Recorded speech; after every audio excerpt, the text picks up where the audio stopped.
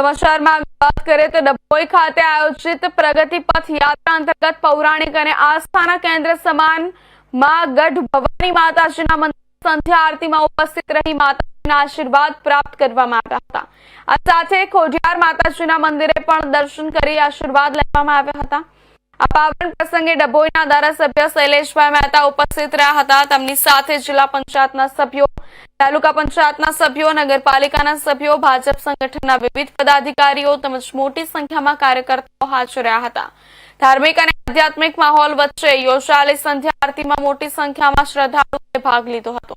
યાત્રા દરમિયાન વિકાસના સંકલ્પ સાથે ધાર્મિક સ્થળોએ દર્શન કરી જનકલ્યાણ અને પ્રદેશની સુખ સમૃદ્ધિ માટે પ્રાર્થના કરવામાં આવી હતી। પ્રગતિ પથ યાત્રાને લઈ કાર્યકર્તાઓમાં ઉત્સાહનો માહોલ જોવા મળ્યો હતો અને સમગ્ર કાર્યક્રમ ભક્તિમય વાતાવરણમાં સંપન્ન થયો હતો।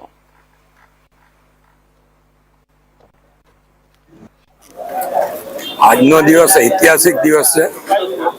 ચૂંટાયેલા વડાપ્રધાન તરીકે માનનીય વડાપ્રધાન નરેન્દ્રભાઈ મોદીએ 4399 દિવસ આજે પૂરા કર્યા છે અને અત્યાર સુધીના ચૂંટાયેલા વડાપ્રધાનોમાં સૌથી વધુ દિવસ સતત વડાપ્રધાન તરીકે કામ કરવાનો એક રેકોર્ડ બનાવ્યો છે અને એના જ અનુલક્ષીને 12 વર્ષ જે કેન્દ્ર સરકારના પૂરા થયા છે। પ્રગતિ પથ હેઠળ અનેક કાર્યક્રમો સરકાર દ્વારા અને ભારતીય જનતા પક્ષ દ્વારા જાહેર કરવામાં આવ્યા છે। આજના દિવસ વિશેષ હોય। આજે સાંજે 7 વાગે સમગ્ર દેશમાં વડાપ્રધાન મોદી સાહેબ માટે ભગવાનને પ્રાર્થના કરવાનો કે વડાપ્રધાનને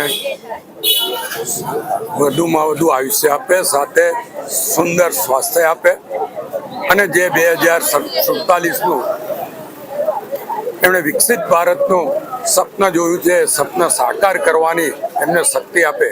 એને માટે આજે ડભોઈ ખાતે ગઢ ભવાની માતાજીની મા આરતીનો કાર્યક્રમ રાખવામાં આવ્યો હતો।